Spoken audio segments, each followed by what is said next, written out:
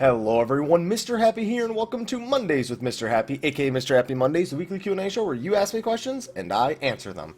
So, we're one day away from patch 3.2 for Final Fantasy XIV. Now, it has been a long time, so we're going to make a little adjustment right here. It's been a long time since we had a new patch to make content about, and I'm looking forward to it. For those of you who, well, first of all, let me just do the video thing, like right here. You know, the usual thing. One of those videos is my announcement video regarding no longer doing World Prog. I'm not going to explain it again here, so just know to check out the video where it's just me talking into the camera on the side right there, and that'll give you all the answers you need. There's also, like, live letter patch note reading, as well as some other stuff in there. So be sure to check out last week's video, storm a like, favorite, subscribe, and share, you know, the usual thing that I usually do. But anyway, I'm looking forward to patch 3.2, I'm going to be streaming it right from the get-go, Sephiroth hard mode into Sephiroth Extreme, hopefully into Alexander Normal, into the new dungeons. It's unfortunate that the feast won't be available as of that day, but we'll see what happens. I'm hoping to see some really good feast activity in a couple of weeks. We're also working on some things for when we get spectator modes, because in 3.21 we're just going into PvP preseason, and what I'll probably do is I'll probably ask, you know, people who, if they want to submit videos for analysis regarding the feast. I'll do some of my own, but if some people, you know, are interested in, like, they're planning on going hardcore for, like, diamond rank in PvP, I definitely want to give them a little bit of a backing and start getting people a little bit excited, because when the spectator modes go live, I'd like to arrange some, like, data center tournaments. Like, I'd like to arrange a tournament on Ether Primal, at least the NA and EU ones I'd like to organize. Obviously the JP ones I don't know if I'll be able to do, and I don't also know how popular those will be, but we'll see. A lot of that's still in the working stages. I really want to give the feast a good PvP backing, because it'll keep people interested in it longer, so hopefully we can manage that. On top of that, we do have some stuff coming up later in the week. Friday we do have a special event. We're also planning a special event probably around 3.21 when the feast launches, probably planning something special for that as well, but you guys will hear more about that over the coming weeks. But anyway, let's get into the Q&A section, because we had a shit ton of questions. I'm probably going to miss a few this week, guys. Depends on how long they are. Sorry. Alright, let's get into the first question. Buenos dias, señor Feliz. Hola, my name is Fernando. Me llamo Fernando. Just wanted to ask what your daily routine is when you log in. Which roulettes do you do every day? Do you do any gardening, gathering, and crafting? Do you play the market at all? Do you log in with the purpose of a set goal, where people, or just see where people take you? Do you have a set ritual in order for these things, or do you vary them up? Post patch notes edit. What do you think of having a lore weapon upgrade drop from the same floor that awards weapons that are 5 item levels higher? I actually had this discussion a lot. Also, sorry, I noticed that this was off. Holy moly, that's a lot bigger. Giggity. There we go. Much better. So, to answer the first question, I have sort of a routine. I don't have, like, a set routine. Like, a lot of the times it's like, do I need to cap? Sure. Do an expert with viewers. Do I need to cap on both characters? Do 2 experts. Do I want to do level 60? Am I in the mood for it? Make sure I go do my gold saucer. Make sure if I'm available at the time, go get some red scripts. Hop into the diadem with 2 people real quick. Grab some, what are they called? Some buried coffers for brass spoils. I've been doing that a lot too.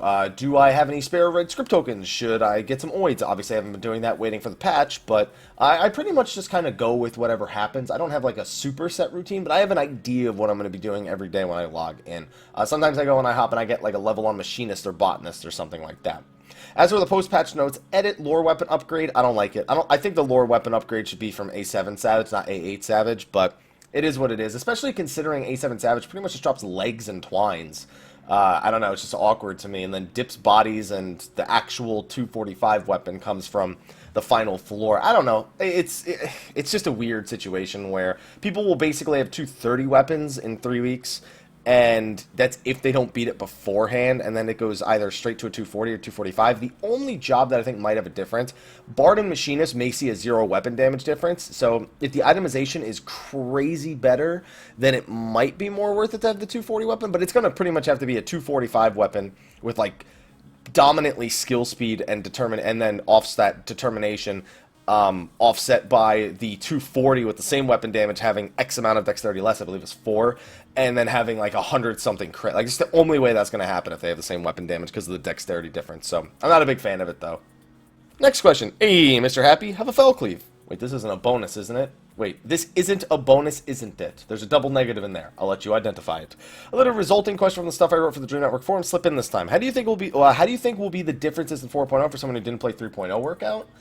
I mean, in the end of 3.0, the Warrior Light wields godlike powers, but 3.0 still remains as an optional purchase. But 4.0 is going to be a continuation of 3.0, so you're going to need Heaven's Word. Eventually, it's going to get bundled into A Realm Reborn, and it's going to be like $20 for both of them, and then the new expansion will be $40. So that's pretty much all that's going to happen. You'll have to do 3.0 to get to 4.0. It's unavoidable. That's the nature of expansions for Final Fantasy XIV.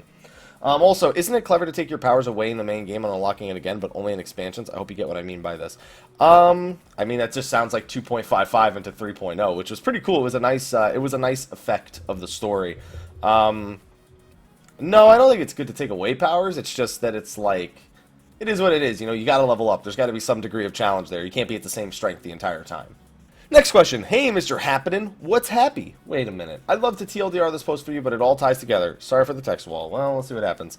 Back in the past, Yoshi used to talk about the possible one day to hire mercenaries into your party, and sounds like they're still planning on doing this. It sounds like this is a feature that's going to be saved for 4.0, because Yoshi has been talking about this feature. In the trailer, Hall of Novice shows your PC party with AI companions to tackle this. Yeah, no, this idea didn't really disappear all that much. He just said somewhere along the line we'd like to do this. They never really said when. And I have a feeling that's going to be something when we go to reclaim Alamigo, which I'm assuming is going to be the next thing when we join the Alamigan Resistance. Probably to get our 5th city-state back, even though the Alamigos are a little... it'll probably be something where we do when that happens. I imagine at the very least. I'm hoping. I think it'll be in 4.0. We'll see this Grand Company Mercenary feature. Next question. Hello, Mr. Happy, long-time viewer, first-time poster, but, no, you don't get a bonus. Rude. My question is, if you could design an epic community fate for Heaven's Word like the Behemoth, what would you choose and why? I would probably do something along the lines of Darkscale. I'd probably pick a really fucking big dragon with mechanics. The thing about Darkscale that was nice is it actually had a semblance of mechanics. It wasn't that big. It was, oh, there's crystals that spawn. But think about it. Think of all the fates where there's absolutely no sort of mechanical prowess at all. There's nothing. Like, there's no, oh, go destroy this so you can damage this more. Darkscale's the only one that does anything remote, even compared to like Behemoth and Odin and the Rafflesia. Like there's nothing. It's the only fate. I would like a fate with actual mechanics. So I would make a big ass dragon like Darkscale, but with more mechanics, pretty much. Nothing too crazy, but I think that would be pretty nice. Or like a fully scaled up Odin, not like the Odin we have now, like a fully scaled up Odin that like actually has shit you have to do. Next question. Hey, Hap, still trying Blackworm, still in Miss Koopa, but hey, I'll finish this boss sometime in the next few months or years. Oh, and have some ham and pineapple pizza. Oh, I can't talk about food right now. I can't do it. Question time. How did you and Mel have dates when y'all were on different sides of the country? I know you two played the same game together. That was pretty short-lived, though. We didn't play RO2 together for too long. Did y'all set aside some time in normal playing and have a chill play or what? Not to enter a similar relationship. Granted, I've only got a couple of hours drive distance and not nearly the same scale. I was just wondering if you'd have any ideas that could do, because it's not enough time each week to visit. And yes, she is also an MMO player. Well, that's a bonus. That's always a good thing, because you can always have date nights where you like progress in the main story together. You do dungeons together. You do events together, like the Valentine's Day event, things like that. Another thing is just Skype call. I mean, it's pretty simple. Just make sure you do a Skype call, watch a movie, watch something on Netflix, talk about it, and just have a good time. Just relax. Don't worry about it too much, man. Especially if you're only a few hours drive away, because that makes weekends an arrangeable thing as long as you have a computer you can bring with you. So work on that. I'd say that's probably your best bet, is just do simple things like that. You know, don't overcomplicate it too much. Next question. Hey, Happy Haps, not new here, but I have a wind-up Ifrit. I have one already. I'll take a Titan and a Garuda, though. My question is, I just upgraded to PS4 and will be starting streaming on Twitch. Never done anything like this before, so any tips you can give me? Man, that's a very... First of all, I want to say it's a very broad question. It's not easy to answer a question so broad like that. Like, you really need to nail down specifics when you ask a question like this. Like, oh, what bitrate should I be streaming at? Or should I stream directly from my PS4, or should I get a capture card? Like, things like that are better. I'd personally recommend... a capture card from the PS4, specifically the Elgato HD60. I've been using it since I got it at TwitchCon, and since it has like virtually no delay and I can use OBS with all my overlays, it's nice for me. Granted, you're not jumping into streaming with all these overlays. The biggest thing I'd say is don't go in with super high expectations when it comes to streaming. Don't be like, I'm going to stream and get big, and then I'm going to do all these things. It's like, that would be nice, but realistically, you need, if you're seriously thinking about that, you need a niche, you need a brand, you need to think about a lot more things than just, hey, I'm going to go live and people are going to watch me. Yeah, you can get some people to watch you, it could definitely happen. Just don't go in thinking, yes, that will happen to me, I will become a big streamer. Just do it because you want to have fun. That's my biggest piece of advice for streaming, because if you're not having fun, the people who are watching you aren't having fun. I think that's the bottom line when it comes to this one. Next question. Hey, Happy Tin Man here. Been a while since I asked a question, so no make-believe bonus, but I'm looking at going to the FanFest in Vegas, so if I see you there, I'll buy you a beer. Nice. If they have the party the night before, that'll be real good. Alright, so the actual question. One, a friend of mine is planning on joining me in 14, and how much time we should spend to get to level 50, gearing up for Heaven's Ward. Do you think any of the following chores are viable for Heaven's Ward gearing? Relic? No. Ironworks gear? No. Labyrinth Ancients? No. You'll do these things, he'll probably do these things eventually, but these are not viable choices for Heaven's Ward gearing. It'll just happen. You get the I-90 stuff, and you'll get Poetics from first-time bonuses. You know, do some hard mode dungeons, because you'll probably want the level 50 roulette at some point, but you don't need to go out of the way. Like, buy Ironworks gear where you can. Don't delay yourself at level 50 to get most of this stuff, you know what I mean? 2, when 3.2 comes out, the tombstones are reshuffled. I'm pretty sure Esoteric's price for unidentified will be less. So I know that this question came in before the patch notes. They're the same price. It's still 680 Esoteric. So if you haven't seen that yet, it is the same price. If you have Law and you want to use it on relic items, use it before the patch. Because if you you save 2,000 Law thinking, oh, it'll turn into 400 or 500 Essos, and I'll use that to buy it, the price isn't changing. It's going to be 680 Essos still. I thought the same thing. So spend your Law unless you're saving it for Esoteric's gear. Then you can save your Law. Spend it if it's on relic weapons, or if it's on relic items, or anima items, I should say. If they will do more 14 patch trailer videos, people really like that. I liked it too. I had a fun time doing it, because that's the first time I've ever been able to catch my first reaction to a trailer. Almost every time I'll watch it, then do the video. I got 3 videos out of it technically, so yeah, I'll definitely be doing more than that, so definitely, yeah. Anyway, insert obligatory platitudes here. Thank you, and I'll see you at FanFest. Next one. Thank you for noticing me. Fucking god damn it. I hate that achievement name. I like the new changes for Paladin Astro Machines the next update, but my concern comes for the future of 14, specifically cross-class system. Ugh. I believe the cross-class system is an inevitable flaw of the future. Yeah, I don't like the class system in general. Like, the cross-class system is a side effect of that. It's pretty much, hey, these are optional, and you have choice. No, you don't. That's why, like, skill trees have never been a big thing for me. Like, if you're going to do a skill tree, every option needs to have a reasonable point at which it's usable. And that's just so not the case with the cross-class system. When a Realm Reborn launched, I think it made a lot of sense to have that system. Nowadays, it's showing more age as people start questioning. For example, Ash would have benefit from taking Conjure and Arcanist for the extra damage mitigation. But forced to take from Thaumaturge just solely based off Swift Cast. See? Exactly. Also, and then every melee DPS has to take Invigorate, so it's every physical DPS that uses TP pretty much needs Invigorate. What do you think about the cross-class system? I mean, you can tell. I only scrolled past the question. I don't like it. I mean, it's cool in theory. It doesn't execute well, though. So, I think at some point it needs to be reworked. Something needs to be done with the class job system. I don't know if they will, but it would be nice to get something a little bit more streamlined, because this really doesn't have the advantages it seems like it has. Alright, next question. Do you still have plans for the Division? I know you're talking about it ages ago, but you haven't said much more past I'm missing the beta because of PAX South. I don't know. I'm not liking what I see. And I don't want to force myself, but I'm going to own it, so I should try it at the very least. So, at the very least, I'll try it. That's the best I can really say for the Division at this point. Next question. Hey, Happy. First time post on here, so, I don't know, some gift certificates to, like, restaurants.com. My sister got me a friggin' restaurants.com. Do I have my fucking wallet on me right now? I think I have it right here. Where's restaurant? Nope. I don't even know if, alright, did I even keep it? No. Okay. There was a Starbucks card in here. Anyway, I don't know about restaurants.com. I had to burp there. Sorry. Question for week 80. So I was noticing a trend of posts, a lot of players suggesting additions to the leveling aspect of the game. Instead of adding low-level content, how do you feel about a roulette system or moving towards a leave-based system with individual level 50 dungeons and leveling roulettes requiring a specific amount of leaves? Okay. And even become more expensive the more you spam a certain roulette a day. Oh, so this sounds very akin to the to the World of Warcraft system where your daily dungeons actually stored up to a maximum of 7. So if you were someone who could only play on like the last day of a weekly reset or only on the first day, you could save up 7 allowances, do all the dungeons on that day, and get all 7 daily bonuses.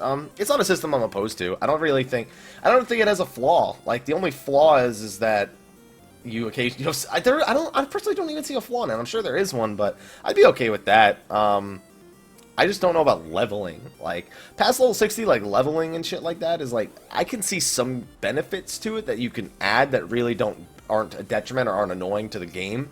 But at the same time, I don't know that I really need something like that. I prefer them to work on systems that actually involve me doing content. And yes, technically this is something that can encourage you to do content, but it needs to be something that's not pointless. Otherwise, people won't do it. So, and then it becomes even weirder to explain when level caps increase and shit. So, I don't know. I don't really think we need any changes. I would just like to see more than 2 dungeons in the expert. That's really all I want right now. Next question. Hi, Hap. Just one question this week. So I have a Big Mac. I don't want a big fast food. Thank you, though. We got a drop rate so you see the orchestrating discs having. So I expect it to be akin to the drop rates after the buffs for the ponies, like the post-drop rate buffed ponies.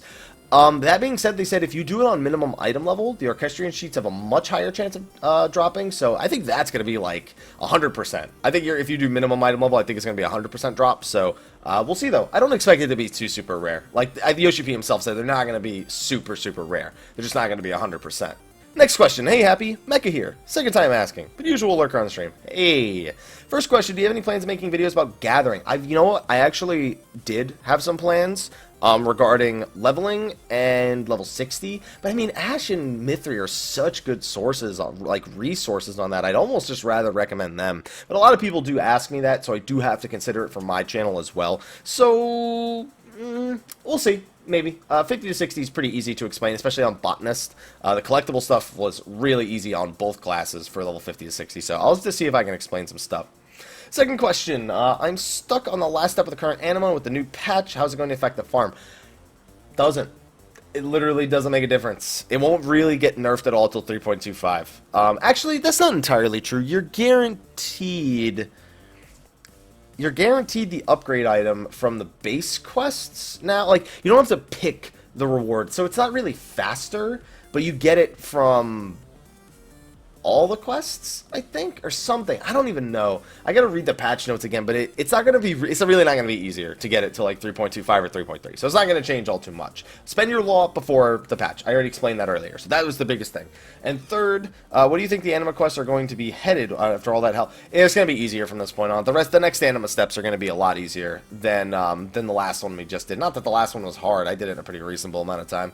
But I still think the Animus books were by far the worst step. I think it was way more annoying to do the Animus books than any of the steps we've done since, and even more so than the Atma books. Like, yeah, it's great. Oh, I'm always moving towards it, but sitting there for 4 or 5 hours for one fate was just, I was not having it. So I still think this was better than that, because think of all the shit you can get done for this anima in 4 or 5 hours of waiting for a fate.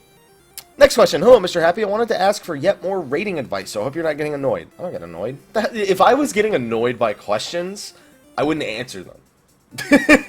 That's pretty much how it would work. This one is about relationship between tanks and healers, mitigating versus healing. This is a pretty important topic, so let's talk about it. Recently attempted solo healing A1 Savage's White Mage. Still have A3 or 4. Genova sucks for rating. RIP. But despite this, the tanks are still reluctant to use their tank stance. I was struggling to keep up with the gear I had, with our best attempt being 16 and 13 on the oppressors after the second jump when I ran out of MP. After 5 tries. So, okay, first of all, let me stop you right there. This sounds like problem number 1. If you are running solo heal and you are still getting 2 jumps, the fight is lasting too long. The whole point of solo healing is it's supposed to make the fight die faster, so that way the healer doesn't fall under an additional amount of stress, because eventually you don't know that every cooldown is going to... Actually, in the case of A1 Savage, pretty much every cooldown becomes available for every jump phase other than Benediction. But, like, that's already a big thing. And also after 5 tries, one of the DPS changes, Scholar got smooth clear, of course. The question is basically this. How much responsibility does a tank have to minimize the damage that they and the party are taking versus the healer's responsibility to output better and more efficient healing? In a situation like this, should the tanks hit their tank stance button and lose DPS, or should the healer...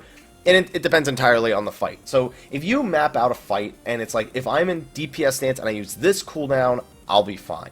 Then great. If you are in DPS stance and you are going to take a big fucking hit and you have nothing, you should be in tank stance. Like, if you're like, oh, I just used Vengeance. Oh, I used Convo. All I have is Inner Beast and Foresight for this. Like, you're not going to not use Inner Beast because it's the only mitigation you have for this attack that will likely otherwise kill you. In that case, that's when you would really turn on a mitigation. But right now in Gordius, it's all about minimum it's all about minimum uptime on your tank stance and just rotating cooldowns. That's the big thing. If a tank doesn't map that out, they can't just wing it. If you seriously expect your healer to not only output solo healing, but on top of that, make it so they can DPS. Like, for example, in this case, your solo healing, you should probably still be DPSing the first however many seconds of the fight, like until at least the first missiles go out. So arrow 3, arrow 2, arrow 1, probably 2 stone 3s, and then be done. It's all up to the tank. Like, the tank needs to figure it out first, then the healer needs to fill in the gaps. That's pretty much the way you want to go with this one. Y'all didn't see that green shit, right? Like, that was the interdimensional portal that I have in my office, and there goes my jacket. You guys don't see nothing. Anyway, next question. Hey, Mr. Happy. Blaine's soul question, so good luck on your next PvP match if you happen to do it. I gotta get back in that. Not sure if this is a long question. Here's a TLDR. Interest in Blaine's Soul has waned since experiencing Black Ram. Figure this is mostly what the game has to offer, but now I'm not sure. Really want to get back into it. What point should I play to decide whether or not to continue? Black Ram? That's only level 20. So what it sounds like is that you got to the weapon grind and lost it, because bad luck in Black Ram is real bad for a low-level player in that case. Let's see. Last week's is not good. It's not that the early dungeons of Blade & Soul are not great. Really, the dungeons don't become anywhat interesting till the level 45 blue dungeons, and that's just interesting, not really even difficult. So it's really all about the level 45 heroic dungeons. That's where the game kind of shines and where your classes can shine. It's worth continuing past Black Ram, because Black Ram is like, I could solo it on Summoner at that level. Like, it's a really easy dungeon. It doesn't challenge you. You don't feel good when you complete it, but when you get to max level, you feel good when you complete those dungeons until you've completed them a million times, and then it's like whatever, you know. But it just sounds like that's what you need. That's just personally what it sounds like you need to do. Just trek past that. You'll probably enjoy Tomb of the Exile a lot more, but you'll still won't really super enjoy them until 45. All right, next question. Hey there, Mr. Haps, how you doing? I'm doing fine, all good. How you doing? Yo, how you doing, man? How the fuck are you doing right now, right? So if you just read that out loud in a Russian accent, you'll get an instant 2,000 subs. So, hello there, Mr. Haps. How are you doing? I'm doing fine, all good.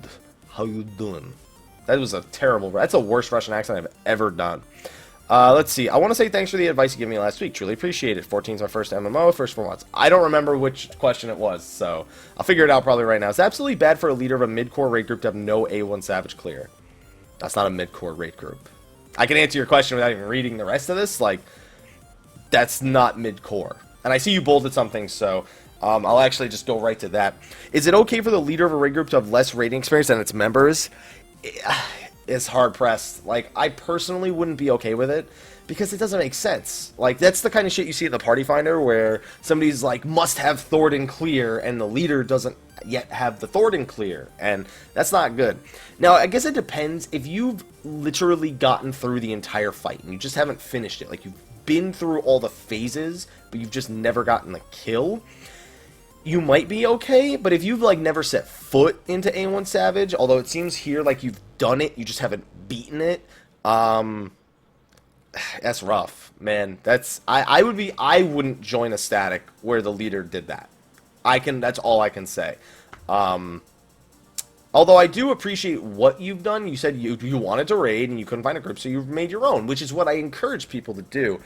I guess the ultimate thing it comes down to is you got to tell them at some point. Like, here's the thing: either you tell them or you don't tell them, and you beat A5 Savage. You're like, cool. That's it. Like, oh, you know, it doesn't matter that I didn't beat A1 Savage because we beat A5 Savage together. So those are your two options. I don't know which one you should go with, but I'll leave that one to you. I'm not taking responsibility for that. Hello, Mr. Happy. A couple quick questions. One, do you think new players will ever get to start out as a rogue? I would like it, but I don't think they're going to do it, unfortunately. So it said that one, and then question number 2, it said when 4.0 comes out, there'll be a summary type video explaining details of 3.0 in order to basically skip it. Will they ever fix that with 2.0, 3.0? No. Not going to fix it with 2.0, 3.0. They were pretty clear that wasn't going to happen. I think there's still the possibility for them to do it. I think there's too much built into, it's too much built into it, if that makes sense. Like, because, yeah, like 2.1, 2.55, like, that's what you're talking about. So, I don't see them going back and changing it. It would be nice for new players, but I don't know. I don't think they'll do it. Alright, next question. Sup, Haps? Not the first time, but had some Tomes of Ethos. Tomes of lore, not tomes of ethos. Just one question for tomorrow. Can you feel the world first? So just do it. Good luck, have fun. P.S. Bad haps for forsaking Sly. Well, this isn't relevant anymore, so never mind, I guess. Elysium's gonna get world first. Calling it now. Next question. Hey, how's it going, Mr. Hap? Second time asking something here, and since I forgot your bonus for my first question, have a stack of in-game food and pots for your choice to help with world prog. Okay, and I see you cross that out. Well, since you're not doing world prog, take any reasonable creature that you want to have as a mount and use it as a mount. I will take Bahamut. Anyway, reasonable, right? Just a few quick questions for you in regards to progression rating. Am I missing anything by not doing Savage Mode raids? By missing anything, I mean story and lore. No, you're not missing anything story and lore-wise. You know what you're missing? Dyeable gear. That's it. That's pretty much all you are missing. So no, you're not missing any. Oh, actually, and a mount. And the mount from A4 Savage. And the achievements.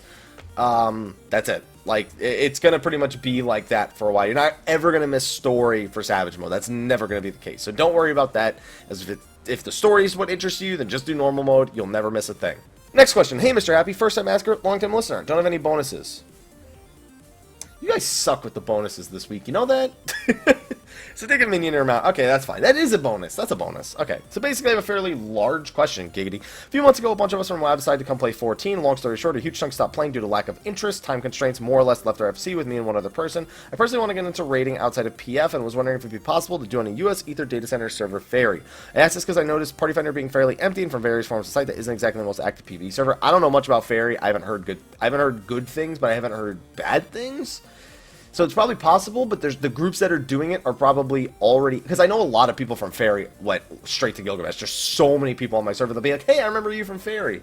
So, yeah, I don't know. I think most of the hardcore endgame up and left Fairy. It's not that it's not possible. It's just going to be a struggle. Until we get a raid finder, which it seems like there's something they're working on. And unfortunately, the only server I can recommend is Gilgamesh, but I hate always recommending people to Gilgamesh because then everybody goes to Gilgamesh and all the other servers have no people on them. So, just say hold out for the time being, I guess. Next question. Hello, Mr. Happy Brosov. Here's one Eorzean dish made in real life delivered to your door for you. Decide. I want buttons and a blanket. I'm more often running something in a party duty finder with newer, some experienced people, and I want to try and explain the mechanics to these people so I can help them get their clears. So, how slow do I have to go in explaining mechanics of a given fight dungeon, and when is it time to say this isn't going to happen?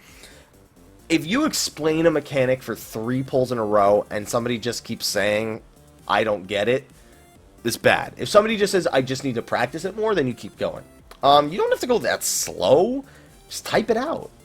That's ultimately what you do. You just type it out, and they can read it over and over and over again. You can't go any slower or faster. A lot of people just make a macro, and then people read over the macro. But if you're going to do a macro, make sure it's got like a 7 second wait time. Give them time to actually read the previous message before doing it. But the not going to happen scenario, it takes a while. At least in my experience, it takes a while before you hit that scenario. It really is up to what your breaking point is. So if you have a high breaking point, it'll be a while. Next question. Hey, Hap, second time poster, but I forgot your bonus last time. Since everyone has been anxiously looking forward to 3.2, I think we should look back. So here's a Kraken Club to protect you from the nostalgia stroll through 11. Don't worry. Nostalgia is over, as you say. So food for thought questions. All right, let's see this. 1, right now I don't strength tank. Good, because you won't be able to in a few days. So does that mean I'll see a buff to my damage in this patch since I don't use strength before and I use vitality now? Yes, you will be doing more damage as of patch 3.2. 2, your cat theory is probably right for Robotnik, or it could be the other way around, and if it gets hit by too much, then he goes berserk. Okay, I'll accept that. Could happen. Not ruling it out. Lore food for thought, the Father, the Son, and yeah, okay, I couldn't resist. But yeah, really, I think it's either the head or god, or the head of the god or mother. Last arena is likely named the crown. So the last arena is probably not in the head.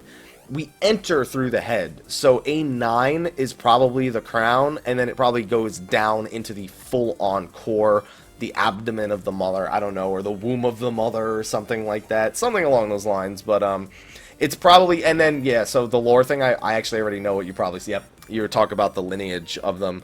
So yeah, that's probably what it's going to be. It's either going to, I don't know, it doesn't really make sense for it to be the mother all of a sudden, because I don't know. I don't know. It's like, I don't know what the last one's going to be called. You're not the first person to recommend Sibel to me, because Ethis has recommended the same thing. So I expect it to be something along those lines, and we'll see. Next question. Hey man, have a cake, because you're awesome. Thank you. Chocolate, please. After watching last week's State of the Realm, I'm shocked nobody brought up, do you think they'll ever make a piece of content where Paladin Dark Tank composition is not just viable, but ideal? So the only way that happens is if slashing debuff can do... Oh, I'm sorry. If Storm's Path has no effect on the outgoing damage of the boss. And we're pretty close to having that. Then, if you can also... What is it really? So Path is a big one. And also, the boss would simultaneously need to have an ability that reduced all incoming heals, including from abilities. Because Equilibrium, that would pretty much eliminate the use of Equilibrium for tank busters. So, that could be a thing. Because other than that, you just, like, Inner Beast is a great ability. They have great health pools, they have great oncoming healing, they have great additional mitigation through stone skins and like sects and shields because they have the increased healing, like, and then they have vengeance for something reliable, foresight combo if they need to combine with other things. They're good for deploying off scholars. Like, I don't see a situation where unless you can cripple everything that's great about Warrior, which is a lot of fucking things, it is almost never going to happen that Warrior is going to fall out of flavor. Like, that's not going to happen until the next expansion, pretty much. At least in my opinion. Next question. Hi, Hap. I hope you can read the description before reading my question on the bottom line. Let's do that. Alright, well, that didn't take long. So, basically, person asking about guild versus guild PvP. In short, do you think free companies will ever compete against each other for loot or notoriety? No. I mean, I think there's the possibility of it at some point, but it's never going to be something as crazy as controlling a zone over other people, because the grand companies are already kind of fighting for that, and I don't see them giving our free companies the same kind of freedom. I don't think the reason why people don't PvP is there's no prize. I think it's because the prize doesn't mean anything, and getting there isn't particularly interesting. The prize right now is PvP rank and gear. The ability to use more sub-actions for your PvP. Obviously, you have all of them unlocked at base, but you don't have the additional effects unless you have enough levels in order to actually do that. So with the Feast having ELO, having a ranking, having qualifiers, and having tournaments with unique gear, unique prizes to the people in first place, that is good for the people who actually enjoy PvPing. The question is, will there be enough people PvPing so that if the group that gets the diamond gets there, they're not the only people PvPing? That's the ultimate question. How much is it going to spark interest in PvP, and is it enough to fill all of the brackets? If not, are they willing to do cross data center PvP? That's the very next question. But I don't see us ever getting to the point where like free companies are at war with each other. I think the only way that happens is with the airships, and I don't think it's going to be anytime particularly soon. There would really need to be some turmoil coming up in order for that to even possibly happen. Next question. Hey, Mr. Happy, you have a high potion.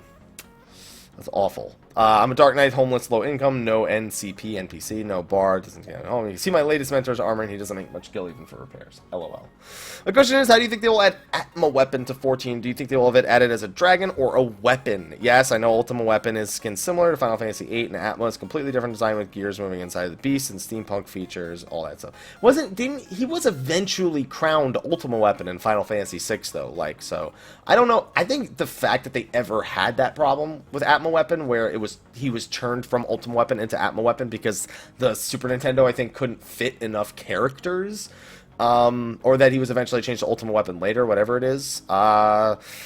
I don't know. We still haven't even gotten Omega. I'm not even going to think about Atma until we get Omega. And I honestly don't see us getting an Atma, and if it is, it's probably going to be a lot smaller. I don't know. I think they're just going to stick to the idea of it being Ultima. But I would like to see the model that they use for... If they are going to use Atma Weapon, I would like to see them use the Final Fantasy VI model for him. Obviously, it's not the only Final Fantasy they use that model, but I would like to see them use that specific one.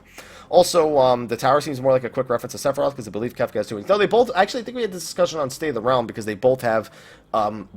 so one wing is, I think a wing coming out of your left shoulder is supposed to represent evil, and a wing coming out of your right shoulder is supposed to represent good, or purity, or something like that. And I'm pretty sure that both Kefka and Sephiroth had one wing, and Jill has one wing that's out the other side. So I think that's the case. I'd have to double check though. But yeah, I think it's the Warring Triad.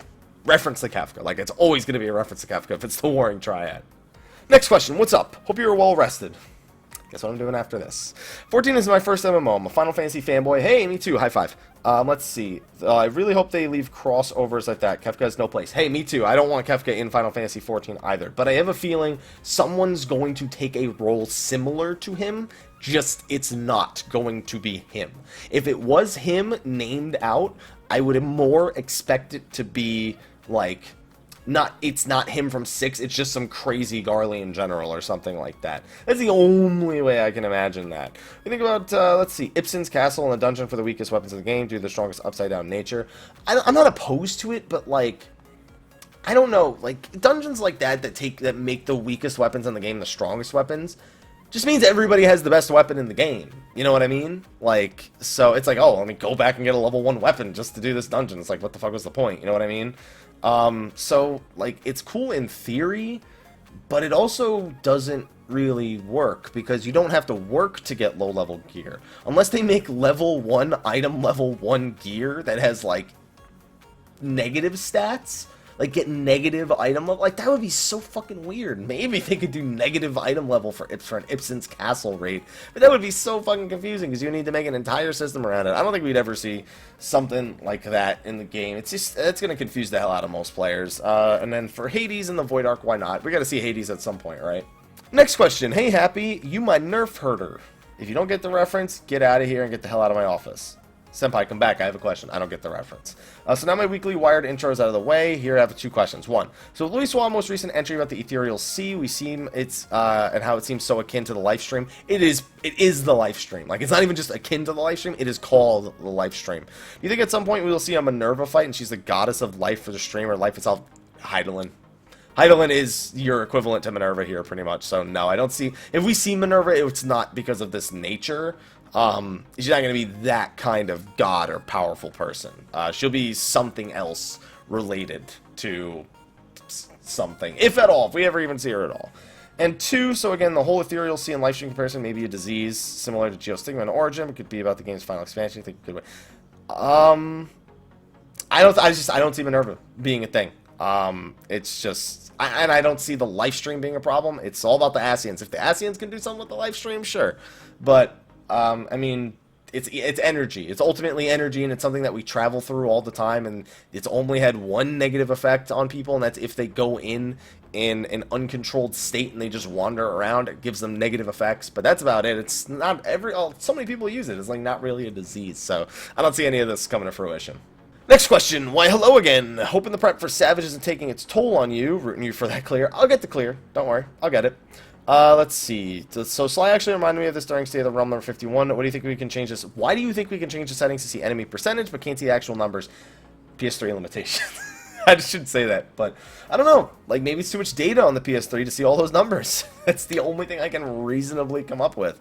Edit after your Prague News video, the copycat puppet skill would be useful for other means, so feel free to keep it for a week. I really just want to say thank you. Keeping things in perspective for all of us is really nice, and you should always take care of your actual life issues and opportunities first. Yes, we're all grateful for what you do to us, but we can also want you to enjoy what you do and be comfortably happy. Thank you, my man. I'm looking forward to this week and the coming weeks, because there's been quite a few things opening up for YouTube, for Twitch, and they're things that I'm actually interested in. So that's always the exciting thing. That's the biggest thing as a YouTube content creator and a Twitch partner, is just you got to make sure that if you're taking opportunities, they're things you're interested in, and if you're not interested in them, don't take them. So I'm excited that a lot of these things opening up are things I'm legitimately interested in, because it's just going to make making them that much more fun. Next question. Hey Haps, long time lurker. So you know what, I've sold my good old reliable RNG luck. I don't know if that's a good thing, because I don't know enough about you. I was able to get 3 crystals in 15 minutes, if that's any indication. You didn't tell me I got the other 15. I'm not trusting it. So a bunch of questions. Alright, I guess the first one will be, do you let DPS die in... Okay, you gave me a TLDR at the bottom, actually, so this is running long, so let me just grab that. I guess first TLDR is what to do if a DPS is not attacking a marked target, let them die or pull it off. It depends. If you communicate to them, hey, I'm tanking, I'm doing this, I'm marking this target, I'm comboing this target, can you please follow my target? If they just outright ignore you... Now, there's one thing, as someone who's leveling Machinist right now, it's very common for me to lead shot all the enemies in a wave at, like, the lower levels, just because it's the most effective use of my damage, but I won't focus other targets. Don't just use your AoE once as a tank at low levels. Use your Flash or your Overpower or your Unleash. Use them, like, 3 times, like, minimum.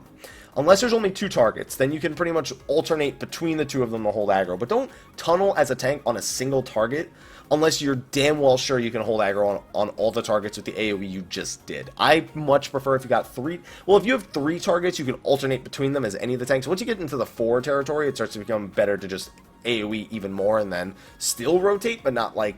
Rotate... it's a little bit different to rotate between 4. Usually one of them should die fast enough in that case. But yeah, I don't really like making the point of letting the DPS die, but at the same time, I completely sympathize with the people who do let the DPS die. So if you're doing that, I wouldn't say it's wrong, because that person needs to learn target selection at some point or another anyway. And the second question, which is here, not sure if this is a spoiler, you think you're going to fight Matoya in 3.2? No, but I think we are actually going to fight Rawan. It's not really a spoiler because it's just the trailer, like there's no backing behind this information. No, I have a feeling it's going to be... we are going to actually fight Rawan, though. I don't think that's just like a figment of our imagination. But anyway, thank you for your questions. Let's move on to the next one. Alright, next question. Hey, Mr. Happy, no bonus, but here's some Tupperware because my idea will blow your mind. Okay. I've enjoyed Final Fantasy since the Nintendo days. Always had a hard time with the fact that my boots I wear give me strength or help me live longer. Do you think this MMORPG model would work? Weapons are the only gear that gives stat bonuses. Gear and accessories only give you magic, physical, and elemental resistances, and gaining attribute points would be achieved by an elixir system. Oh, man, you have an entire system worked out here. Okay, so here's what I'll say. It doesn't matter what system you come up with.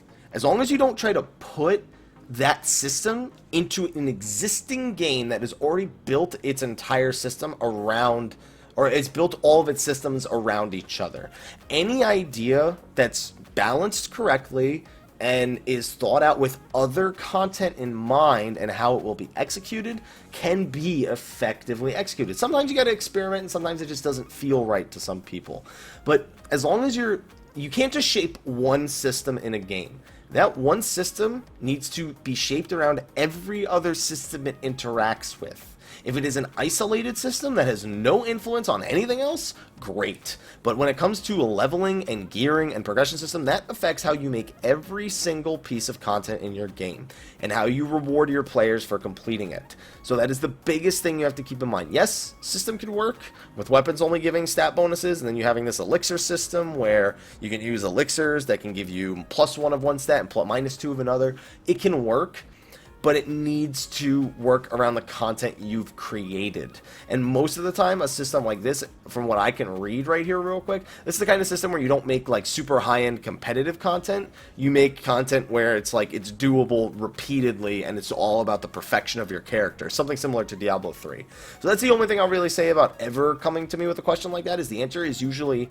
yeah, sure, why not? But have you thought about the ways that it incorporates the rest of your game? And have you already considered what kind of content you create around that? That's the biggest thing, and you also need to make sure you keep people interested, and that ultimately, games are a business. It needs to be something that is lucrative and that is worth the time investment. Either that or you just got to make it out of passion, and if it does well, whoop-de-doo. If not, well, at least you got to make something you loved, right?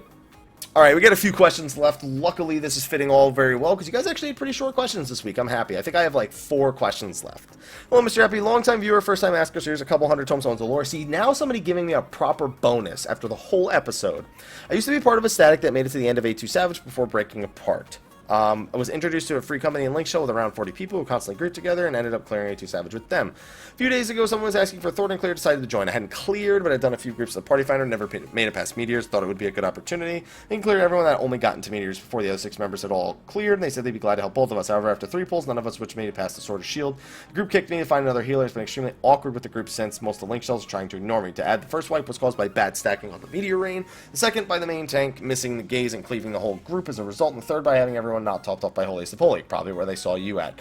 I talked to the leader of the free company. He said everything is fine. I would like to catch the new content. However, I'm in my last year of uni, and you're afraid that it'll basically be the same thing with every group wanting a clear on each pull. Because my main question is it worth sticking with the Link Shell, or should I try to find another group? I'd say this, give them one more chance. I mean, I can understand if you had made 3 mistakes, but even then kicking you, removing you is a lot different than asking you, hey, can you improve this? Like, a group that is seriously looking to clear something within a Link Shell, within a community, needs to communicate to members within that community if it's like, hey man, listen, we're trying to get a clear here, this is what went wrong here. Have the other healer, talk to the other healer real quick. Have him give you some advice. Because if we don't do that, then inevitably it's going to be impossible for people to find groups in endgame if people are unwilling to help with this aspect of the game. So that is the best thing I can say. Give them one more chance. If not, find another link shell. You know, and if it's a link shell, what do you mean? You can just find another one anyway. You don't even need to leave this one unless you have 8 out of 8 slots. But yeah, I think one more shot, see what happens, and then if it doesn't work out in your favor, then hightail it out of there. Next question. Hey, Mr. Happy. Happy Sunday? Monday? Sunday. That doesn't sound good. My question's fairly simple. Could you say the following phrase for me? I promise it isn't anything bad. Scarlet is a cool cat. That doesn't sound like anything bad. If you had told me to say something in another language, I would have Googled it first. So, Scarlet is a cool cat. On that note, hey again, Hap, you said that less than 1% of people completed Gordy Savage. Sorry, my nose keeps itching, so I keep covering my mouth. In your opinion, what percentage of the rating player base, players that are in a static of any skill level or time commitment, should be able to finish the hardest raid in the game when it's still current? What Gordius is until Tuesday. Mad respect for what you're doing and best for you and all. Thank you, my friend. So, I believe 10 to 15% is a minimum. Not the full... Not the most, that is a minimum. You want 10 to 15% of your people to clear the entire thing. You want 25% to be able to clear at least one of them, if not 30% just the first one, and then gradually declining as you get towards the end. You do not want less than 1% of your viewer base to see a major piece of content that you have crafted for them, and then just say, well, fuck it, you should have tried harder. You know? I think that's a healthy amount at least, and even that doesn't sound very healthy to most people. It's like, why would you make content only 15% of your viewer base is going to see? It's not a matter of what they're going to see, it's what the 15% of your the 15% of your game that actually cares about completing it is the 15% that is catering to. You're not catering to the 85. It's like, I don't like rating, I don't like the time commitment, I don't like this. Those people, like, you really can't complain about not seeing content if you don't want to make the time commitment. That is part of a requirement for certain things. Some things are gonna take time. You know, some people are sometimes it's an MMO. It's gonna take playing with other people. So 15% is a safe amount because a lot of the other people are more casual. They just like hanging out. You know, they'll go to the house and they'll have fun. They'll just hang out by the house with their in-game avatars, and that's how they have fun. Let them have fun that way. There's plenty of content developed around that. You know, with the housing, with the glamour. People love it. Let them enjoy it. Just let the 15% enjoy theirs. But I think it should be at least 15%. More than that should at least have cleared some of the raid, though. And we're on to the final question. Is it? No, never mind. It's not. I may have prematurely called that one. Anyway, how you doing? I'm not gonna lie, I think the Jersey accent Happy is the best one. Okay. I'm not gonna do this whole thing like that. It's too late. A few questions. If you already answered in the video earlier, sorry. It's okay. If it was, I'll skip them all. How about that? One, you said before that you were going to have these videos ready in advance for this week, but since you are doing World Prog, you're still going to put out those videos. As soon as I figured out I wasn't, I instead made a plan for that week of what I'm going to do. Like, Sephiroth Extreme is going to be out, like, Tuesday or Wednesday. We're going to have a video on that Tuesday or Wednesday. The new dungeons, Tuesday or Wednesday. The main story, I had to catch up to that. That'll be over the course of the next week after that. The Hall of Novice... The new everything, I'll have videos on the first, like, 2-3 days, pretty much. Other than Midas Savage, I'll probably be done with Midas Savage videos, all of them, in 2 to 3 weeks after the patch drops. Because I'm not doing World Prog, but I'm still going to raid, so that should work out. 2, are you going to make Sly solo host State of the Realm? No. I have thought of something else that's funny for State of the Realm, since I will be on it, but no, I'm not going to make Sly do it solo. That'd be fucked up. About the orchestrion, we all know the internet will map out where to get what songs. Well, the thing is, you don't even need to map out where to get them, because it tells you on your music list where to get the sheets. So you don't even need to map it out, really. I mean, people might still want me to do that, but I don't think it's going to be necessary unless it's, like, super cryptic, which it doesn't look like it is based on the screenshots. What's it called? What songs are you most excited to get? Battle at Big Bridge, and Coil, and the 24-man raids. I think those will be the pretty exciting ones to get. Thanks in advance. Looking forward to your Sephiroth. I see the capital ROT guide. Happy grinding. Hey, I'll see you on Tuesday. Okay, this one is the last question, I promise. Greetings from a returning fan and first time writing in, so lore bonus, I think? Question mark. Anyway, a little background to me on my question. I'm a returning player who hasn't played since 3.1 came out, and even then it was the first time in a couple of weeks. I only did the main quest line and stopped and haven't played. The question is, any tips for a returning player after doing the 3.2 quest line? For after doing the 3.2 quest line, best place to start catching up and so on. So it just sounds like you need to get tomestones, unlock dungeons, unlock Void Arc, unlock Diadem, Do the main story, which you already did 3.1's main story, so do 3.2's main story. If you haven't done Hildebrand back in A Realm Reborn, do that. Do the Scholastic Kit. And then just grind out Esoterics, and grind out Void Arc, and grind out Diadem, and then do the new Alexander Normal. That'll be a big one. And you'll be good. Sounds like you're mostly caught up. You're not really far behind. You just need to do the new stuff, which isn't out yet. So just patch notes. Hey, happy I got this question in time. I'm glad I was able to get to all the questions, despite the fact we had a long one. Thank you, everyone, for watching this week's episode of Mondays with Mr. Happy. One more time, just the video is right here. I'm going to do an announcement video regarding my 3.2 stream, what the plan is for that. I would love for as many of you to come by the 3.2 stream as possible. It's going to be a big day, and I want to get as many people in there and celebrating the new content as much as possible. So I'm going to make a separate video for that, but hopefully you guys will come by, hang out for as much of the day as you can, even if you're going to work that day. And I'm just excited. So anyway, I'm going to wrap this up, get this rendered, and get the hell to sleep. Anyway, thank you for watching. I'll see you guys next week. I will ask you questions for next week. I'll do next week's video. Don't worry, I'm doing next week's Monday's video. I didn't forget that. I swear I didn't forget that. Just go to the description of the video and go to the Dream Network forums and ask your questions there. You guys know the drill at this point, right? Anyway, now I'm going to get going. So thank you for watching this week's episode of Mondays with Mr. Happy. I'll see you next week. And until then, take care.